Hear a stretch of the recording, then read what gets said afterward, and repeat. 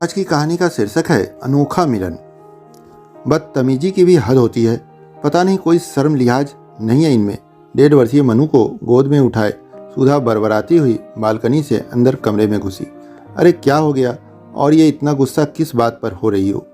मोहन ने अपनी पत्नी सुधा का तमतमाया चेहरा देखा और पूछा। वो सामने वाली सोसाइटी में कोने का दूसरा मंजिल का जो मकान है, उसकी बालकनी में एक बूढ़ा खुसट कई दिनों से मुझे घूर रहा है, सुधा ने मुंह बनाकर कहा और गोद से नन्ही सी मनु को बेड पर लिटा दिया। ये बात सुनकर मोहन ने बाहर बालकनी में जाकर देखा तो सामने वाली सोसाइटी में एक सफेद दाढ़ी वाला बूढ़ा अपनी बालकनी में टहलता हुआ दिखाई दिया। लगता है कोई नया परिवार अभी हाल में ही आया है। मोहन अंदर कमरे में जाकर सुधा से कहा, जो मनु को थपकिया देकर सुलाने का प्रयास कर रही थी। हाँ, यही कोई 15-20 दिन हुए हैं, पर मुझे बालकनी में सिवाय उस बूढ़े के कोई और कभी नहीं दिखाई दिया। जब देखो कभी कुर्सी डालकर बैठा मिलेगा तो कभी टहलता हुआ, मगर नजरे इधर हमारी बालकनी पर ही गराए रखेगा। बूढ़ा खुसट, अपनी सफेद बालों का अपनी उम्र का भी ख्याल नहीं है, सुधा लगातार बरबरा रही थी। उफ, इन फ्लैटों में बूढ़े बेचारे भी क्या करे, बस ऊपर टंगे रहते हैं। बालकनी में थोड़ा टहल लिया और बैठकर धूप सेक ली। तुम बेकार ही बेचारे पर गुस्सा कर रही हो, मोहन ने हंसते हुए सुधा को समझाने का प्रयास किया। बेचारा, अकेले या मनु को लेकर जब कभी भी बालकनी में जाती हूँ तो खूसट की नजरें इधर ही गरी मिलती है। और तो और, सुधा कहते हुए रुक गई। और क्या सुधा? मत पूछो, कल शाम तो इसने हद ही कर दी। ये मोबाइल लेकर खड़ा था और सच कहूँ तो मुझे लगा कि इसने चुपके से मेरी फोटो भी ली है। क्या तुमने ये कल ही क्यों नहीं बताया मुझे? यह सुनकर मोहन को भी उस बूढ़े की इस हरकत पर गुस्सा हो आया। ठहरो, अभी जाता हूँ और लेता हूँ उस ठरकी की क्लास। रुकिए, मैं भी चलती हूँ। उस बूढ़े की ऐसी अकल ठिकाने लगाऊंगी कि याद रखेगा और यहाँ वहाँ झांकना ताकना हमेशा भूल जाएगा।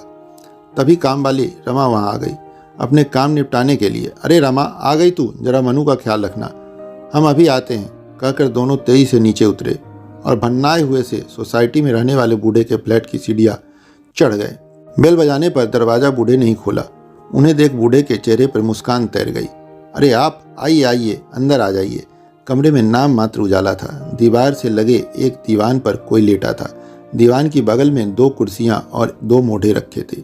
इससे पहले मोहन या सुधा कुछ कह पाते, एक अस्फुट सा स्त्री स्वर कमरे में उभरा, जिसके शब्द मोहन और सुधा समझ नहीं पाए। बूढ़े ने कमरे की लाइट जला दी तो कमरे की हर चीज साफ साफ दिखाई देने लगी। ये पूछ रही हैं कौन आया है? पिछले 1 साल से अधरंग है, इस बेड पर ही रहती हैं, कहते हुए बूढ़ा बुढ़िया के करीब सिरहाने की तरफ बैठ गया। तब तक मोहन और सुधा भी कुर्सियों पर बैठ चुके थे। अरे लाजो, परी के मम्मी पापा आए हैं। बुढ़िया ने लेटे लेटे गर्दन घुमाकर उन दोनों की तरफ देखा और अच्छा अच्छा कहा, जिसे बूढ़ा ही समझ पाया। बुढ़िया ने फिर कुछ शब्दों की जगह मुंह से जैसे फूंक सी निकल रही थी। ये पूछ रही हैं परी को साथ नहीं लाए? सुधा और मोहन ने एक दूसरे की ओर देखा पर बोले नहीं। कल मैंने आपकी बेटी की फोटो मोबाइल पर इसे दिखाई तो बहुत खुश हुई। बोली, ये तो बिल्कुल अपनी परी जैसी है।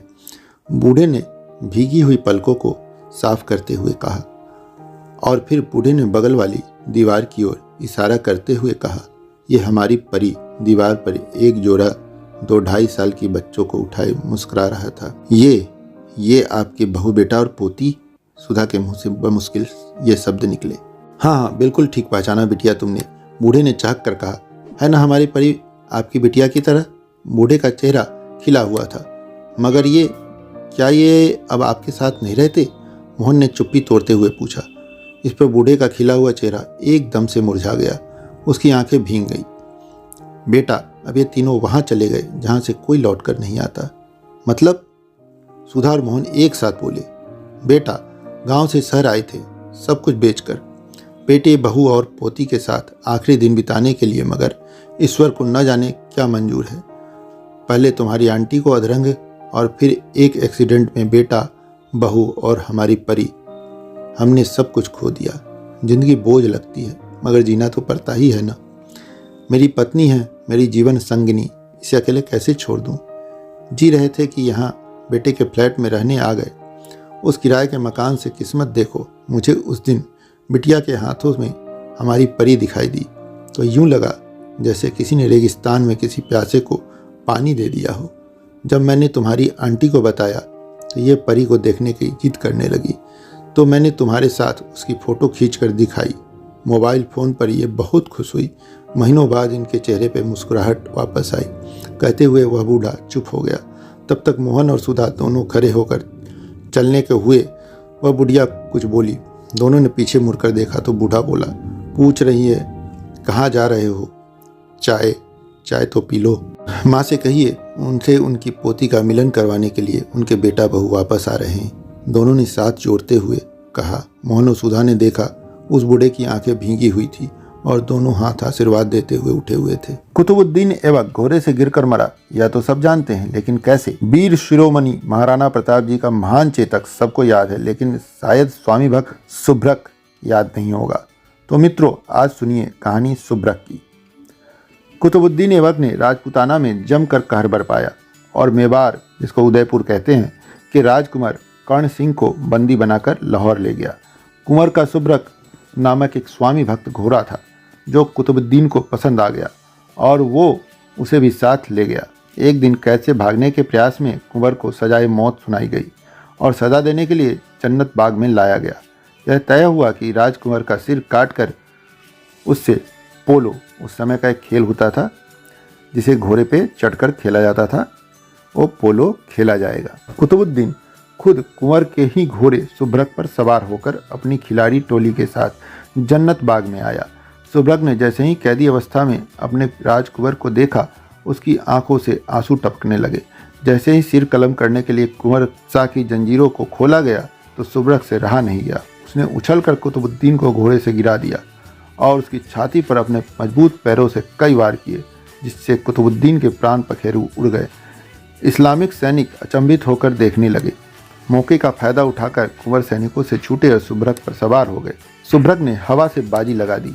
अपने स्वामी के रक्षार्थ सुभ्रक मेवाड़ तक दौड़ा और महल के सामने आकर ही रुका। राजकुंवर घोड़े से उतरे और अपने प्रिय अश्व को पुचकारने के लिए हाथ बढ़ाया तो पाया कि वह प्रतिमा बना खड़ा था। उसमें प्राण नहीं बचे थे। सिर पर हाथ रखते ही सुभ्रक का निष्प्राण शरीर लुढ़क गया। पीयूष बेटा, तेरे पिता तुझे बहुत याद कर रहे हैं। अंतिम समय में तुझे देखना चाहते हैं। एक बार आजा बेटा।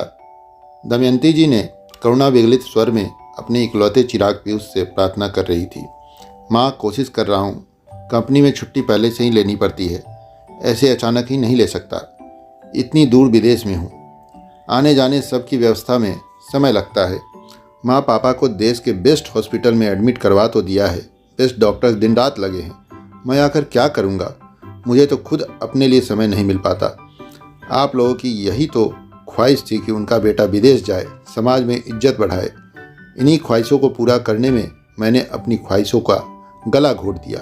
और कोई भी बेस्ट सुविधा चाहिए तो बता दीजिए, पीयूष ने कहा और फ़ोन कट कर दिया। और दमयंती जी के जहन में वो अबोध नन्हा पीयूष कौंध रहा था जो फूट फूट कर रो रहा था। माँ, मैं हॉस्टल नहीं जाऊँगा। मुझे नहीं पढ़ना बाहर जाकर। वहाँ मुझे खाना कौन खिलाएगा? अभी तो मुझे अपने जूते की लेस बांधनी भी नहीं आती। माँ, मुझे आपके पास रहना है। नन्हा पीयूष बिलख रहा था। दमयंती जी, प्रख्यात सामाजिक कार्यकर्ता, उसे समझाने की कोशिश कर रही थी। पीयूष अभी 6th स्टैंडर्ड में गया था, लेकिन दमयंती जी के लिए वो बहुत बड़ा हो गया था। 6th class future deciding class होती है। उनकी सोसाइटी में भी सभी बच्चे बाहर हॉस्टल चले गए हैं। उन्हें भी इतने काम रहते हैं। आए दिन पीयूष के स्कूल में होने वाले मीटिंग्स और दुनिया भर की गतिविधियों में बेटे के साथ जुड़ने के लिए उनके पास बिल्कुल वक्त नहीं रहता। जब देखो तब उनके और सोमेश के बीच इन्हीं मुद्दों को लेकर तनातनी होती रहती थी। सोमेश को अपना ऑफिस और अपना काम, अपना पैसा सबसे महत्वपूर्ण लगता था और दमयंती जी के समाज सुधार के कार्य बेकार और समय बर्बाद करने वाले लगते थे। आप कुछ कहते क्यों नहीं? पीयूष को समझाए, अब बड़ा हो गया है। घर से बाहर जाकर ही उसका व्यक्तित्व का निर्माण संभव है। माधवी जी का बेटा सुयश 4 सालों से आर्मी स्कूल में हॉस्टल में पढ़ रहा है, अलग ही दिखता है। माधुरी जी बड़ा दंभ करती हैं उसे लेकर। अब मैं क्या बोलूँ? तुम्हें जब मेरी कोई बात सुननी ही नहीं तो ये तो अभी बहुत छोटा है, ये क्या समझेगा? तुम क्यों नहीं समझ जाती हो कि अभी इसे बाहर नहीं भेजना चाहिए? थोड़ा बड़ा हो जाएगा तो समझ जाएगा, तब भेज देंगे। सोमेश के कहते ही दमयंती का स्वर तेज हो गया। बहुत छोटा है, बहुत छोटा है कह के आपने ही इसका दिमाग चढ़ा दिया है। अरे जब एक दिन बाहर जाना ही है तो अभी से आदत डालने में क्या हर्ज है। यहाँ घर पर ही रहता है तो भी आपके पास तो समय नहीं रहता उसके लिए। मुझे ही उसके साथ लगे रहना पड़ता है। वहाँ हॉस्टल में उसकी ट्यूशन, कोचिंग, स्कूल, बस, टिफ़िन तैयार करने, बीमारी में देखभाल, इन सब की चिंता से मैं दूर हो जाऊंगी। हाँ, दूर होकर क्या करोगी? वही समाज सुधार के चोचले, दिखावटी सुधार है। सब तुम्हारा बाहर घूमने फिरने और घर की जिम्मेदारियों से बचे रहने का ढोंग है। अभी तुम्हारे करने से क्या कर पा रहा है? इतनी छोटी 5वीं कक्षा में क्या मार्क्स आए हैं इसके? मुझे तो शर्म आती है इसे अपना बेटा कहते हुए। Best school, best coaching, best सुविधाएं, सब कुछ तो कर रहा हूँ। बेस्ट पापा हूँ मैं। नौकरी क्या होती है, कैसे मिलती है, पैसे का महत्व समझ में नहीं आ रहा है इसे। मेरे साथ के सभी सहकर्मियों के बच्चे विदेशों में सेटल्ड हैं। मेरे बेटे को देख लो, दब्बू कहीं का, माँ के आंचल से बाहर ही नहीं निकलता। मेरी इज्जत डुबोएगा एक दिन। एक ही तो है, और किससे क्या उम्मीद रखूं? सोमेश जी उत्तेजित ऊंची होती हुई आवाज़ के बीच ही, माँ मैं हॉस्टल जा रहा हूँ, सारा सामान मैंने बांध लिया है। और हाँ पिताजी, अब आप लोगों को मेरी वजह से समाज परिवार में किसी भी बेइज्जती का सामना नहीं करना पड़ेगा, कहता नन्हा पीयूष अचानक बड़ा हो गया था। उस दिन वो घर छोड़कर जो हॉस्टल गया तो फिर पलट के नहीं देखा, जैसे निर्मोही सा हो गया था। घर आना ही नहीं चाहता था। माँ पिताजी भी उसे हॉस्टल में रख कर कोचिंग करते देखना चाहते थे। पीयूष भी बढ़ता ही गया और अनजाने ही माँ पिता से दूर होता गया। पिता की इच्छा अनुरूप न्यूयॉर्क चला गया, वहीं सेटल हो गया। सच है, जब उसे माँ की ममता और पिता के स्नेह की छाँव की जरूरत थी तब हमने उसे अपने से दूर कर दिया था। आज हमें पुत्र के स्नेहिल सानिध्य की जरूरत है तो वो हमसे दूर हो गया है। हमने तो खुद अपने पैरों पर कुल्हाड़ी मारी है। पुत्र को याद करती हुई व्यथित सी दमयंती जी सोमेश के पास बैठी हुई थी। अरे वाह, बेटा हो तो आपके पीयूष जैसा। कितना ख्याल रखता है माँ पिता का। बेचारा खुद नहीं आ पाया तो क्या हुआ, देश का बेस्ट डॉक्टर, नर्सिंग होम और बेस्ट सुविधाएं उपलब्ध करवाई है उसने। सोसाइटी के अशोक जी और सुमिता ने सोमेश के बेड के पास बैठते हुए जोर से दमयंती जी से कहा तो दमयंती और सोमेश एक दूसरे की ओर नज़र उठाकर देखने का साहस नहीं संजो पाए। दोस्तों, कहानी कैसी लगी कमेंट करके ज़रूर बताइएगा। साथ ही साथ वीडियो को लाइक कीजिएगा, अपने दोस्तों के साथ शेयर कीजिएगा और इस चैनल को सब्सक्राइब करके बेल वाला आइकन जरूर दबा दीजिएगा।